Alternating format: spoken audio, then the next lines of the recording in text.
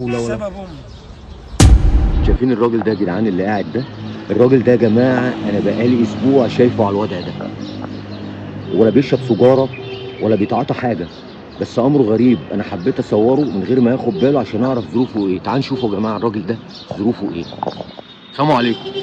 انا اسف يابا اللي انا بصورك. انت بتصور ليه يابا؟ حقك عليا والله، بس انا عشان شايفك بقالك اسبوع قاعد القعده دي، ولا بتشرب سجاره ولا بتتعاطى حاجه، فحابب اساعدك. طب باي حاجه يا اخويا، ايه قصتك؟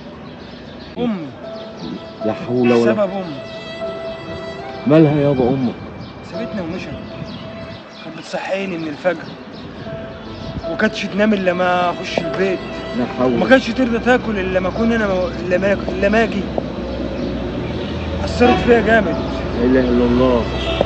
انا نفسي بس اشوفها لو دقيقه ولا انت وحشتيني. لا حول ولا قوه. سابتني ومشت. طب مشيت راحت فين يابا؟ طلعت فوق. لا اله الا الله. لا اله الا الله يا حبيبي. طب انت محتاج اي حاجه؟ طيب بالله عليك. طب خد دول. اسمع كده بس، خد دول خليهم معاك. امسك. اخد ايه يا عم؟ امسك بس. انا مش عايز فلوس، انا عايز اشوفها بيا بس. لو انت اللي عايز فلوس خدها. لا حول ولا ربنا لا حول عايز أي ولا حاجة قوة خدها. إلا بالله. انا عايز اروح لها. عايز اروح لها. يا حبيبي نفسي اروح لها. ادعي لها. طيب ادعي لها. ربنا يرحمها ويسامحها. يا رب يا رب يا حبيبي.